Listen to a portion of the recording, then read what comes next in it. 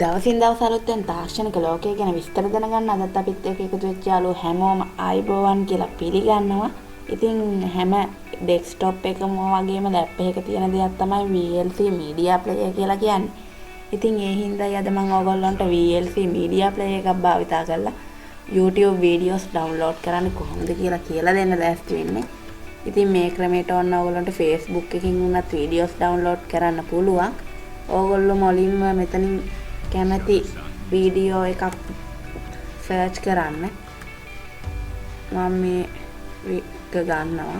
ඉතින් ඕගොල්ලෝ ඊට පස්සේ කැමති වීඩියෝ එකකට මේ විදිහට යන්න. ගිහිල්ලා ඕගොල්ලන්ට පේනවා ඇති මෙතන උඩ URL එකක් තියෙනවා. ඒක ඕගොල්ලෝ copy කරලා මෙතනින් අයින් වෙන්න. ඊට පස්සේ මෙතන තියෙන මේ VLC media player කියන එක ඔන් කරගෙන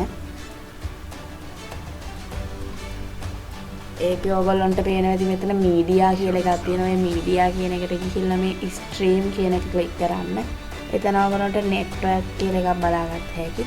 ඔයගොල්ලෝ එතන අර ඔයගොල්ලෝ කොපි කරගත්ත URL එක මේ විදිහට ටයිප් කරලා ස්ට්‍රීම් කියන එක ඔබන්න.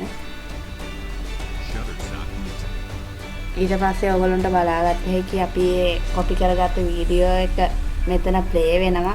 ඔයගොල්ලෝ මේ ප්ලේ වෙන වීඩියෝ එක පොඩ්ඩකට ස්ටොප් කරලා උඩ තියෙන tools කියන එකට ගිහිල්ලා මේ media informations ගිහිල්ලා එතන තියෙනවා location කියලා එක.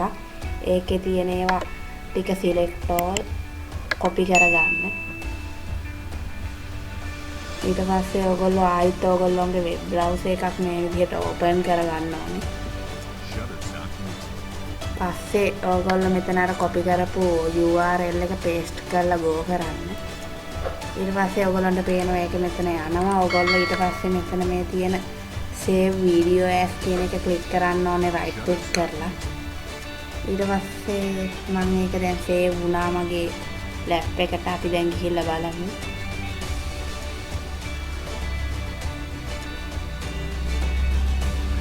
මේ තියෙන මම මේ download කරපු වීඩියෝ එක.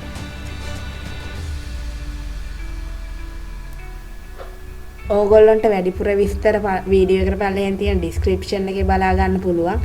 ඉතින් මාව subscribe කරන්න. මේ විදිහේ වීඩියෝස් ඕගොල්ලෝ ඉස්සරහටත් බලන්න කැමති නම් පුළුවන් නම් මේ වීඩියෝ එක share කරන්න.